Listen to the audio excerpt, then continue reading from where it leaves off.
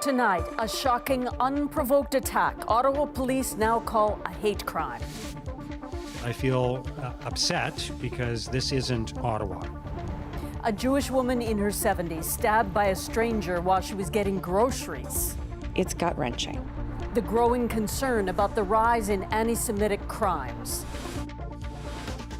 Canadian classics banned from Edmonton public schools. This kind of literary censorship doesn't work. Why Alberta's premier says the school board is missing the mark. The crackdown on short-term rentals in Ontario's cottage country. The municipality has an ability to revoke a license.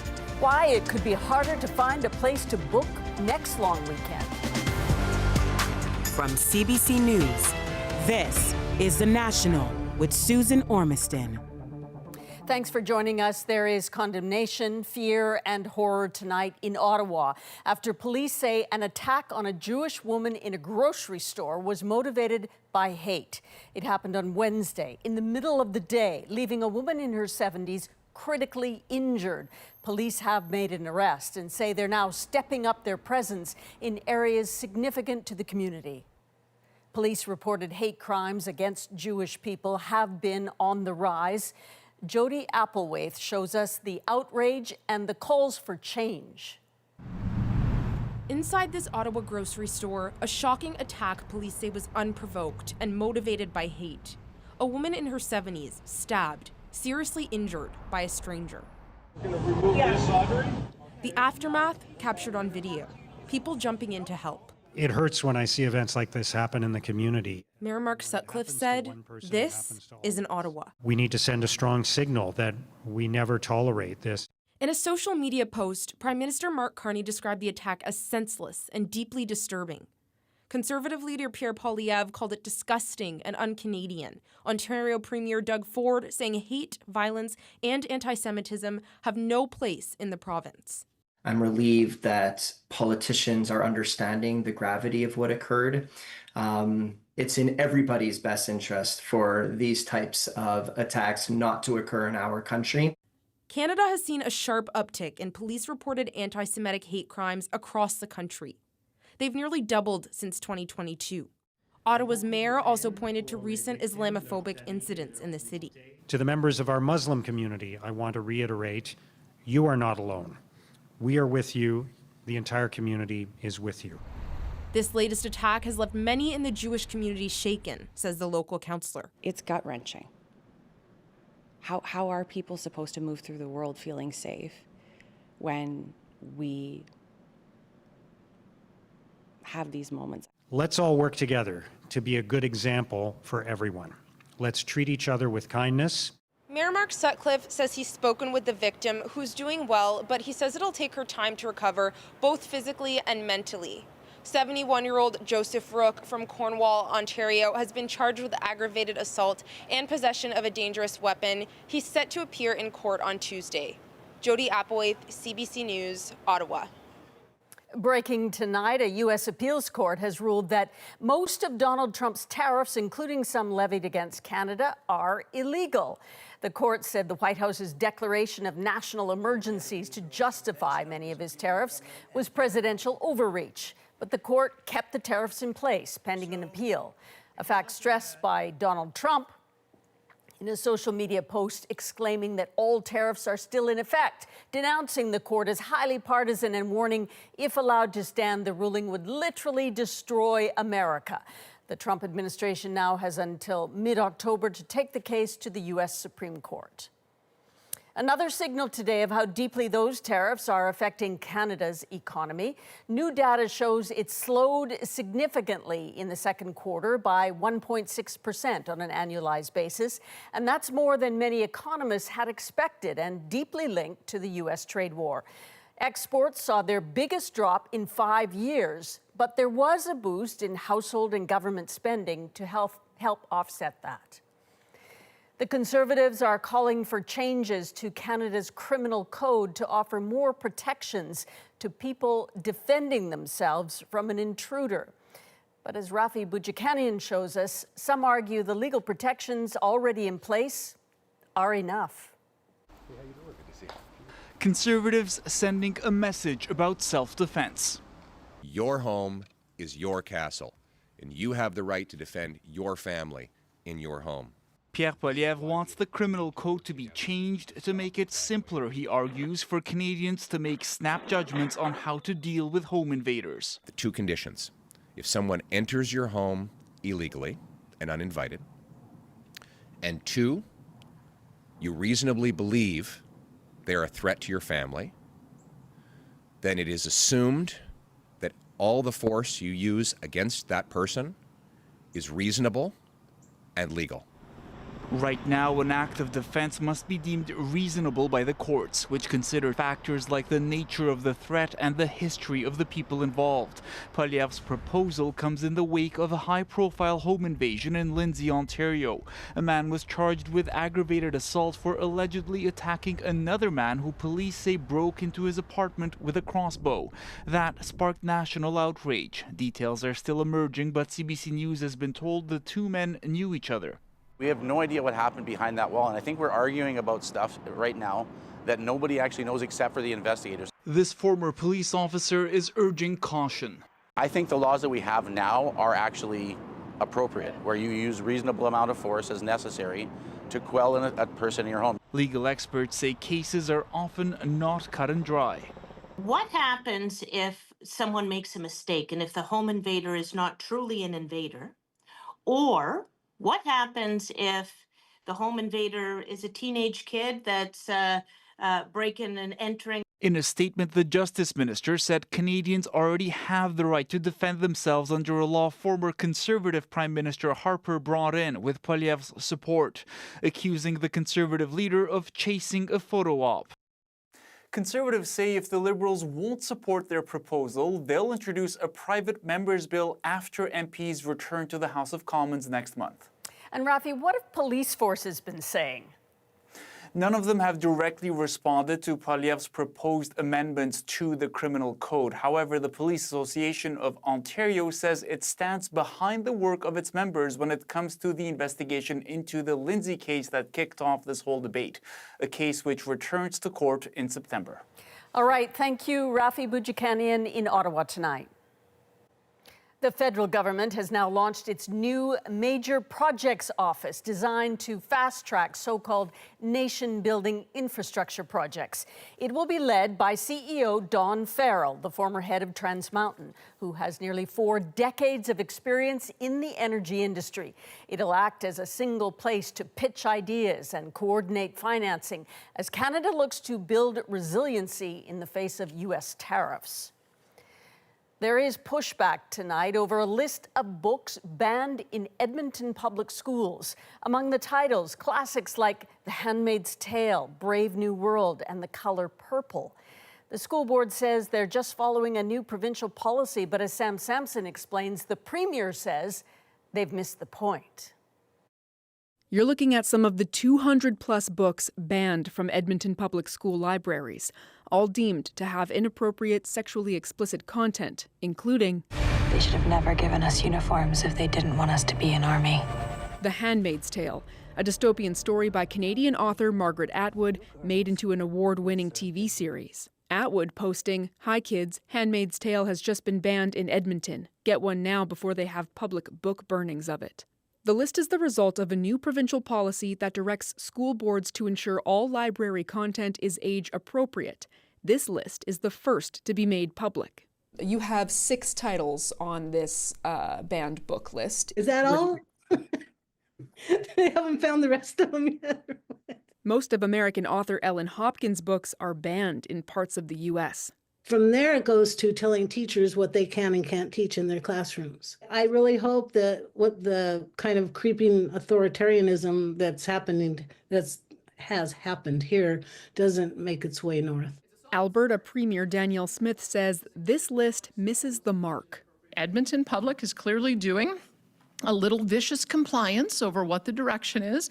And so if they need us to hold their hand through the process to identify what kind of materials are appropriate, we will more than happily work with them. The book policy was initiated by a group of parents concerned about 4 coming-of-age graphic novels that depict sexual 2S LGBTQ+ content.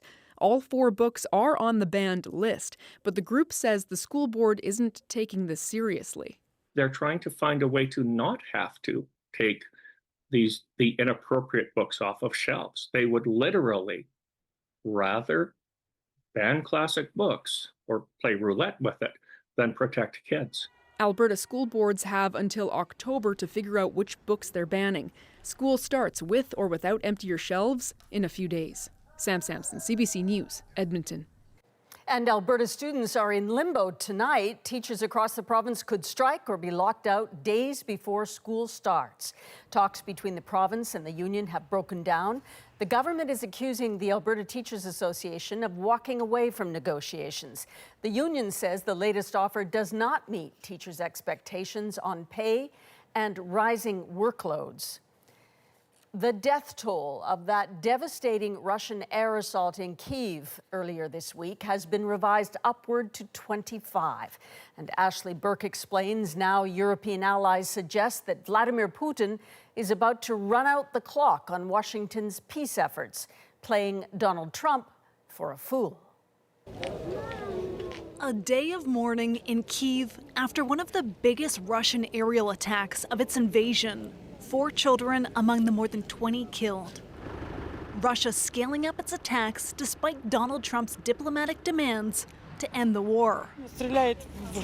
They keep deliberately attacking civilians, Olga Sintizia says. Ukraine's president laying soldiers to rest and reminding the world Trump said Moscow would face consequences if Vladimir Putin didn't sit down with Volodymyr Zelenskyy soon. Couple of weeks. When we spoke, it means 2-3 weeks. Just to remind to everybody through your cams, that 2 weeks will be on Monday. EU defense ministers putting more pressure on Trump to get Putin to the table. These attacks show that Putin is just mocking any kind of peace efforts. All Putin is doing is really stalling, actually cheaply buying time to kill more people. Trump met with the Russian president 2 weeks ago on American soil, then hosted Zelenskyy at the White House. The U.S. president urging both leaders to meet one-on-one for peace talks, but so far, Moscow's refused. The president of France says if a meeting isn't set by Monday, it will mean Putin has played Trump. Is that true? Is President Trump being played by President Putin at the moment? Such an absurd question. He's working steadfastly to end the killing, and that's something that everyone in the world should celebrate. In New York City, Ukrainian officials met with White House Special Envoy Steve Witkoff to put pressure on Moscow. Zelensky's chief of staff posting online they're ready to talk leader to leader, but say Russia's failing to do anything needed to end the war. Ashley Burke, CBC News, Washington. Despite international condemnation and calls for it to halt its planned ground offensive into Gaza City, Israel has now declared it an active combat zone. Here's death, there's death. The entire life is death anyway, whether here or in the south, it's all death, says that man.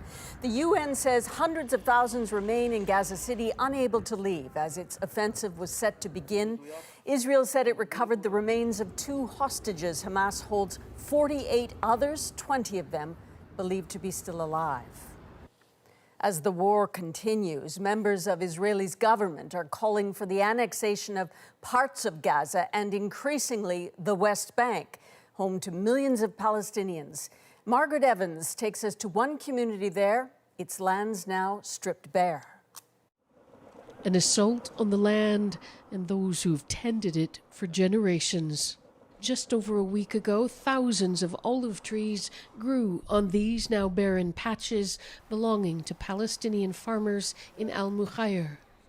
Dug up by the Israeli military and hardline Jewish settlers whose illegal outposts and settlements surround the village. Saeed Abu Alia says his family has lost 1,000 trees. And when they cut the trees, our life became economic life became miserable. They haven't been able to freely harvest them since October 7th, 2023. Israeli-only roads and settler violence prohibiting them. The Israeli military says it had to do this for security reasons. It accuses the Palestinians of using the olive trees as cover to throw stones at passing settler vehicles.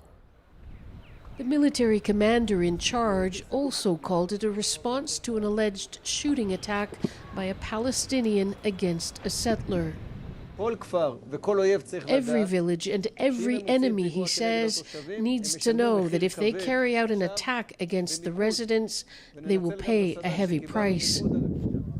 The villagers call it collective punishment. Somebody shot, they took them to the prison and they punish him and punish his family, not punish all the village. Al-Mukhayr faces regular violent attacks by settlers. Israeli monitoring groups say settlers act with impunity. There is no response by the police, or even worse, sometimes when they're coming, they will arrest the Palestinians, even though they were attacked by settlers. People of Al-Mukhayr are still in shock. Palestinian officials arriving from Ramallah to survey the scene. The village was locked down for 3 days when the trees were cut, houses searched, property destroyed, and the mayor arrested. On a hill across the road, the villagers aren't allowed to use. A mechanical digger is at work on another outpost. Margaret Evans, CBC News, in the occupied West Bank. Thailand's prime minister has been removed from office over her handling of tensions at the border with Cambodia. It's a major blow to a family dynasty and throws the country into political turmoil. Salima Shivji now with what's next for Thailand's leadership and economy. She started the day suspended but still prime minister. But after a ruling from Thailand's constitutional court, Paetongtarn Shinawatra was out for good. Removed from office for what the judges called a grave violation of ethical standards that went against national interests. It was a leaked phone call from earlier this year between the rookie Thai prime minister and longtime Cambodian leader Hun Sen that did it. As tensions seethed at the border the two countries share, Paetongtarn on the line sounding conciliatory, calling Sen uncle, even criticizing one of Thailand's army commanders in a country where the military has massive influence. The ousted prime minister has accepted the court's verdict. But Paetongtarn maintains she was trying to avoid a war. It's a blow for the Shinawatra family that's had a hand in Thai politics for more than 2 decades. But for many in Thailand, the ruling is not surprising, from a court notorious for intervening in the country's politics. The ruling means instability, uncertainty, volatility. How can you have a country that keeps removing its elected prime minister? This is the 5th time a sitting prime minister has been ousted by the Constitutional Court in 17 years, and the constant instability has left Thailand's economy flailing. At this Bangkok market, there's relief mixed with uncertainty. Paetongtarn got what she deserved. It was the right decision, says this shop owner. Who knows if things will be better after this man says. Thailand now has a caretaker government in charge, and Parliament will choose the next leader of a country plunged into political turmoil yet again. Salima Shivji, CBC News, London. Some municipalities in Ontario's cottage country are cracking down on short-term rentals. After a certain number of infractions, whether it be noise, trespass, fireworks, etc., the municipality has an ability to revoke a license. Why some owners say they're pulling their cottages off the market. Next. Plus, a BC university prepares to put an AI teaching assistant in the classroom. I'm here to augment discussions and deepen understanding of how AI impacts our lives today and in the future. The ethical questions it raises. And later, overcoming the odds, 8 years after being paralyzed, he's now the first to summit this mountain. It was a beautiful moment, and one I'll definitely never forget. A sky-high story of inspiration in our moment. We're back in 2.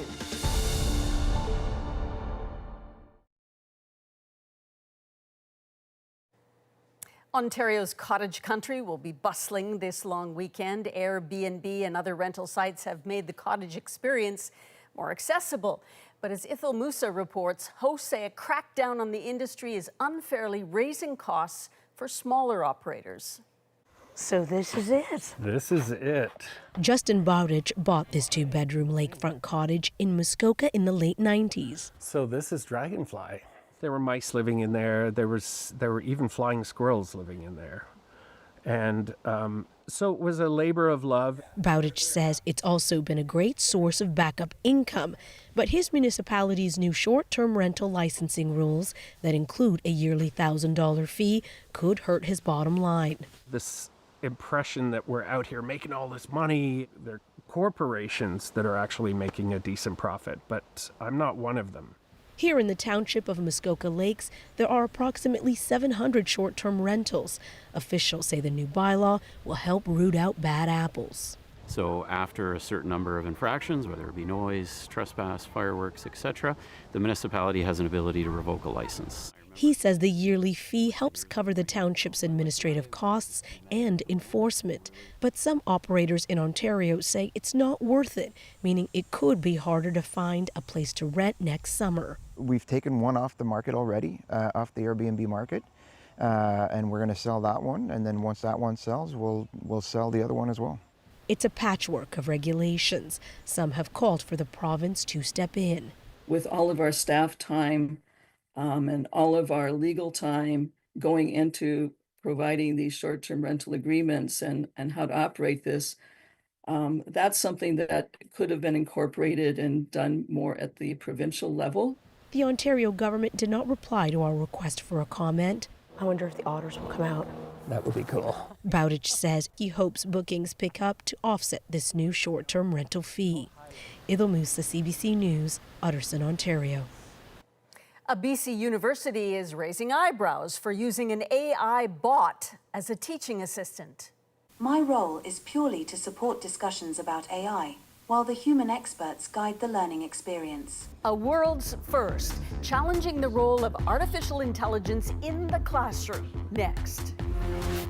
Plus, for more than 40 years, he's traded barbs with Donald Trump. But Canadian journalist Graydon Carter may know the current U.S. president better than most. He pretends like he's masculine, but the masculinity doesn't involve bullying or whining, and he is a chronic bullier and a chronic whiner. An interview with Donald Trump's greatest frenemy, when the National breaks down the stories shaping our world. Next.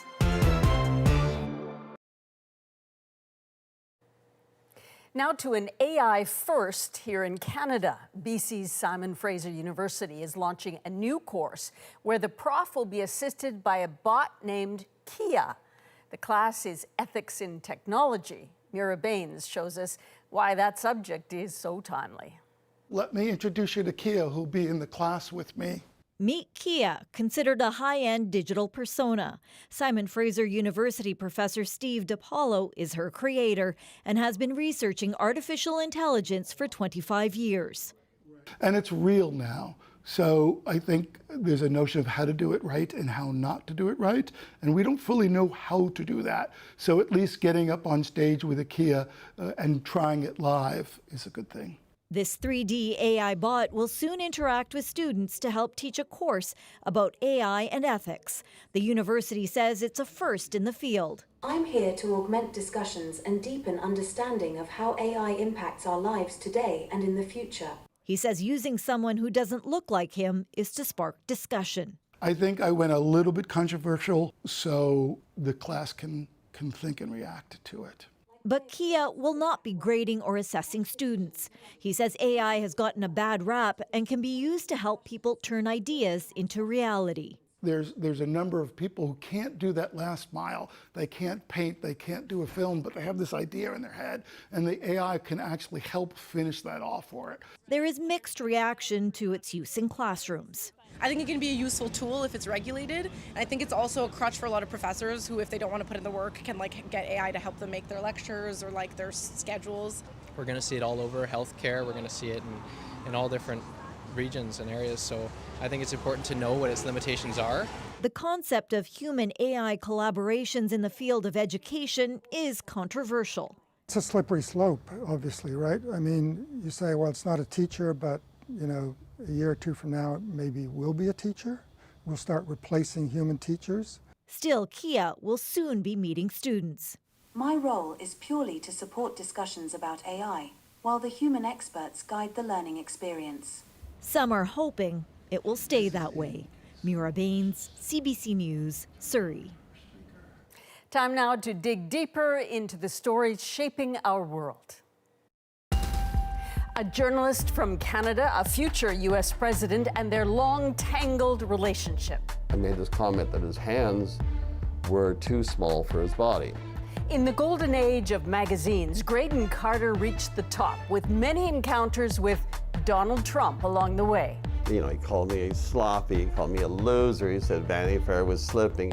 Now Carter is spilling the tea on their ups and downs. My wife and I had dinner with him and Melania.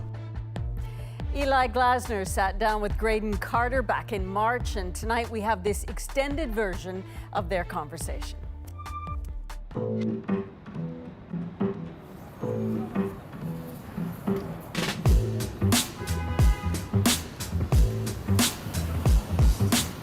New York City is a beacon. Writers, schemers, and dreamers come to these concrete canyons to carve out a little piece of the American dream. In the late 1970s, two very different young men arrived. Graydon Carter, an editor with literary ambitions, and Donald Trump, a real estate developer looking to make his mark. Both outsiders, one raised in Ottawa, winters playing shinny on frozen ponds, the other son of a developer from Queens. Queens that's the toughest journey you can make because Manhattanites are snobby about the other boroughs. As Trump's New York City empire began to grow, Graydon Carter was there, chronicling it in the pages of Spy magazine and then as the editor of Vanity Fair. Two different paths, but often intertwined. I mean, he pretends like he's masculine, but, you know, the masculinity doesn't involve bullying or whining, and he is a chronic bullier and a chronic whiner.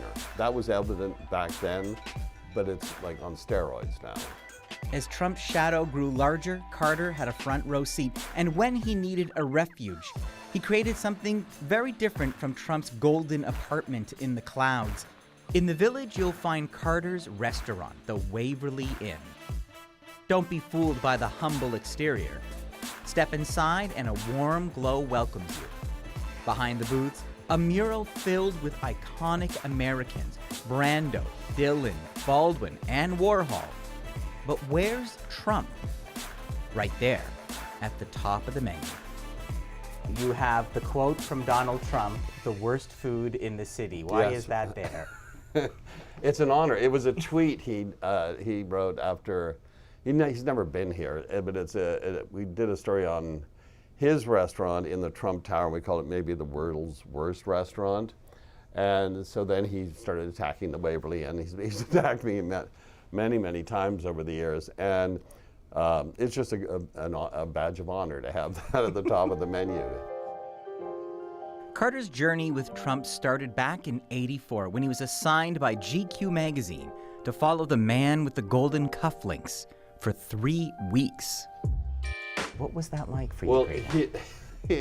this was his first sort of national exposure. He's not without his charm. I mean, and he was a much kinder person back then. So the story ran, and I did sort of describe him as an outer borough Sharpie. I think he had a mauve limousine, which are now very rare, but they were not so rare in the city, and with vanity plates. And I made this comment that his hands were too small for his body. So then we get to Spy magazine, and we had epithets for people. We used to call the wife of the New York Times editor, her name was Shirley Lord, we used to call her a bosomy dirty book writer. And Trump, and just every time we mentioned him, we referred to him as a Vulgarian, a short-fingered vulgarian. Yeah. He hated this. It got under his skin. It got under his very thin skin, yes. But, I mean, let's go back from 3 weeks with Trump. What is he like in a room? What is he like with business clients? What did you learn from spending that time with him?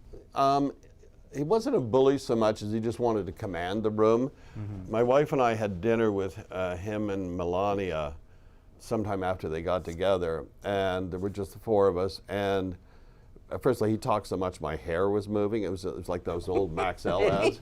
She didn't say a single word. I think that that is a sort of one-way conversational relationship. And he's sort of faux dominant. He's I don't know what I mean, he pretends like he's masculine, but you know, the masculinity doesn't involve bullying or whining. And he's a chronic bullier and a chronic whiner. And that was sort of, that was evident back then, but it's like on steroids now. But there is what you're describing, like he wants to be the center. He wants to be, he's talking, he's commanding the attention. Yes. He wants to be the center of whatever I imagine is happening. Yes. He thinks all press is good press, except it drives him crazy when it's not perfect. And you said in '91, there's a quote from you that he would either basically just hide away and be forgotten, or become like the world's worst Bond villain. It's either the most public life in the world or the most private at the end of this. There's no in between. You're not going to catch him out, you know, with a Toro on a Sunday afternoon cutting the lawn somewhere. It's going to be one extreme or another, either the greatest Bond villain of all time or Howard Hughes. What do you think you saw back then? What did you suspect? Well, I was being glib, first of all. I didn't actually think he'd be the most powerful person in the world, but he did have a lot of the elements of a future Bond villain, but actually Elon Musk has sort of taken that spot. When Carter took over as the editor of Vanity Fair in '92, his relationship with the future president shifted. So all of a sudden, I became like his best friend. And I'd get notes commenting on some article, but in a flattering way. But then it just couldn't hold, because he would do something and we'd make fun of him. We did stories on his fraudulent university. He was just too much in the news, and it was impossible not to ridicule him in a certain way. And there's that amazing moment where just before he's running for president, he took time out of his presumably busy schedule to send you a photograph, an old photograph, still that line about short-fingered vulgarian, evidently smarts, to write in that Sharpie, not so small. Talk to me about this remarkable exchange. I'm surprised that he's so fixated, and that with all the things happening in his life, sending Graydon a photo to say something is still a priority. No, it's valiant. I admire him almost for it. But it was in 2016. I'm in my office at Vanity Fair, an envelope arrives, and it's got this old, it was an ad for The Art of the Deal, which had come out 20 years earlier. And gold Sharpie, and my hands are quite large. And I don't know what I was thinking. I just wrote a note. And it said, actually quite small, stapled it to the thing, and had it hand delivered back to him that day. And how did that go over? Well, then it was fine until Twitter came along, and then he sort of discovered, those little hands started tweeting about me. And he called me sloppy, he called me a loser. He said Vanity Fair was slipping. He said the Oscar party was no longer hot. He said my wife said I was a major loser. He said the rate really was going to fold. Anyway, it just went on and on. But what does this say about, I don't know, like his capacity to hold a grudge? Like, where does this unending focus on his enemies and what has irked him come from? I have a feeling that when he came to New York, it's funny that coming from Queens is actually a lot further than coming from Vancouver in a strange way. Queens that's the toughest journey you can make, because New Yorkers, Manhattanites are snobby about the other boroughs, less so about Brooklyn obviously now. But coming from Queens, and I think he wanted to impress the people that ran New York. He wanted to impress the New York Times and the people at the Wall Street Journal. I think he just wanted respect.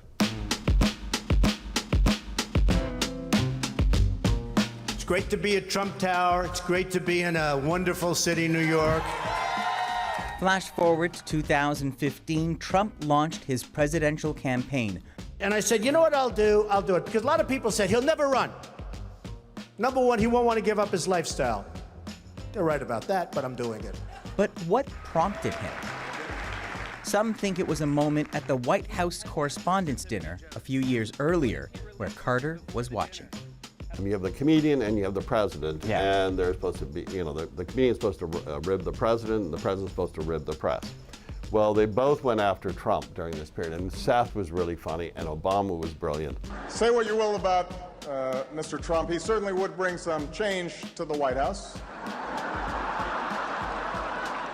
Donald Trump has been saying that he will run for president as a Republican, which is surprising since I just assumed he was running as a joke.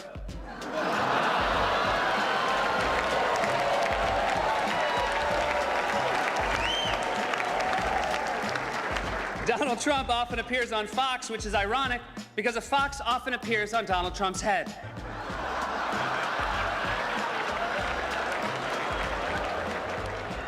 And I was sitting maybe 10 feet from Trump, and you could just see him seething this whole time. You're supposed to laugh at these things. Sure. You're supposed to, when you're the It's a roast. It's a roast. Anyway, so that people say that's when he decided to run for president. I have no idea. I mean, you understand how he takes affront. Do you think there could be some truth to that?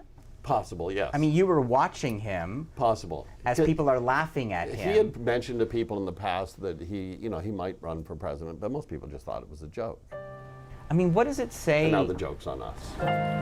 When the conversation with Graydon Carter continues, the editor-in-chief talks about covering the president when the breaking news never stops. The thing is harder. Than the Trump administration, it's like trying to get a cup of water from a fire hose. That's coming up next on The National.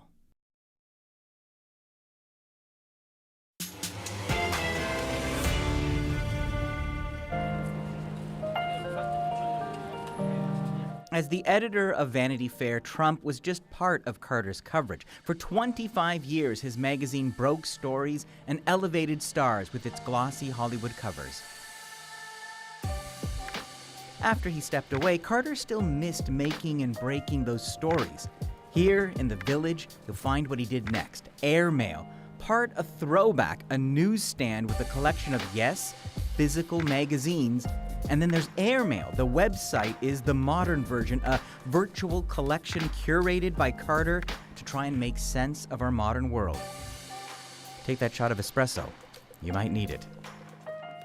A big part of what made Vanity Fair special inside the cover, not just the famous faces, wonderful long-form journalism.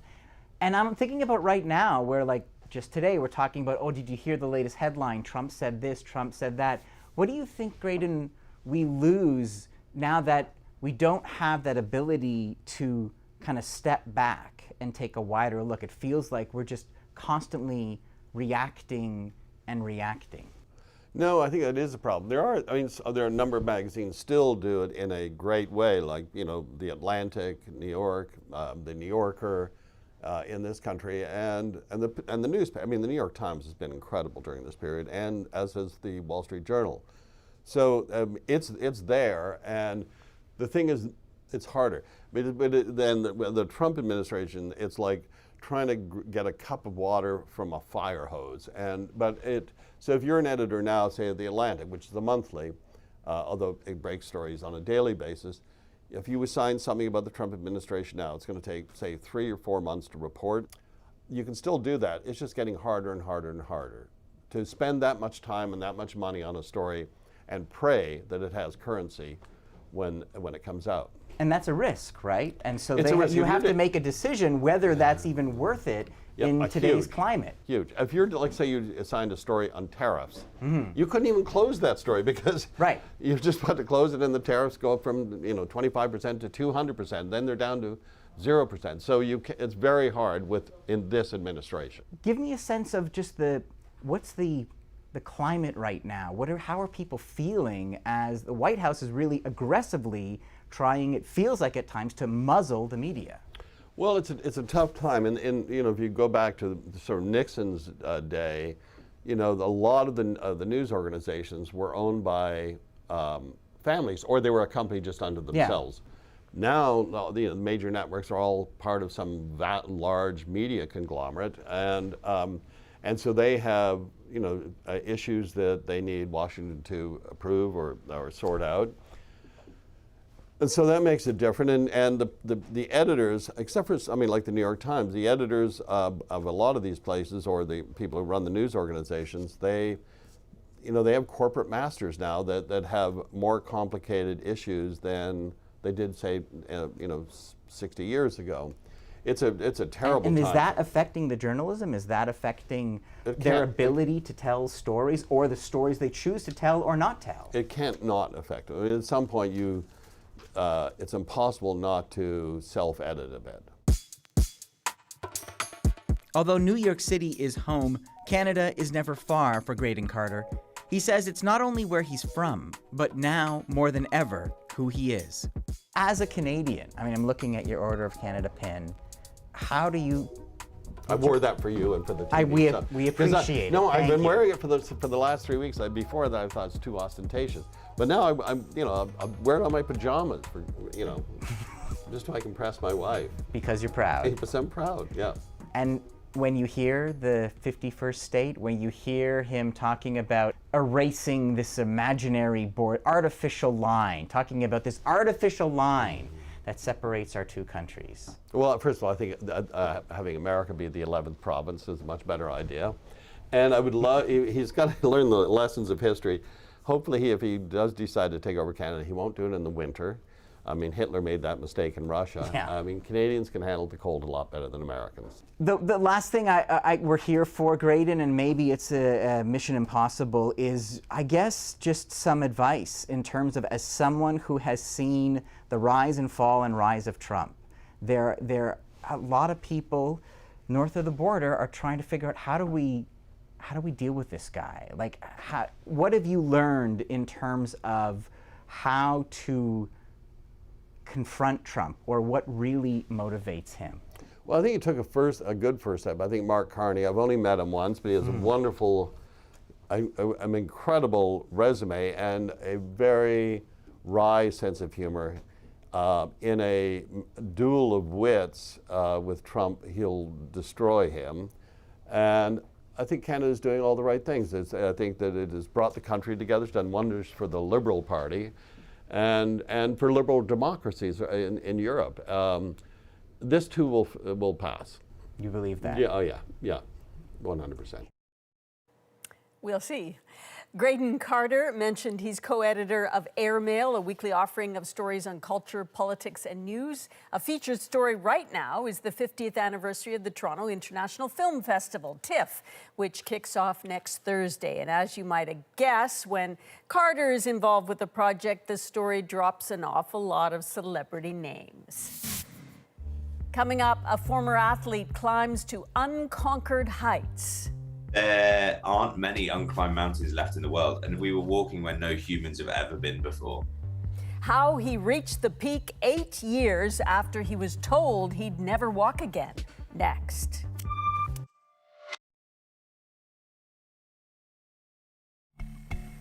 This is Ed Jackson, a former professional rugby player, doing what no one else in the world has ever done, climbing Tian Shan Mountain in Kyrgyzstan. Jackson suffered a severe spinal cord injury only 8 years ago and was told he'd never walk again. But now he's conquering new heights. Tonight, his inspiring climb is our moment. I can't believe we just did that. Myself and a team climbed a 15,000-foot mountain in Kyrgyzstan that was previously unclimbed. When I was 27, I hit my head very hard and was rendered completely paralyzed. The doctors told me that I was never going to walk again.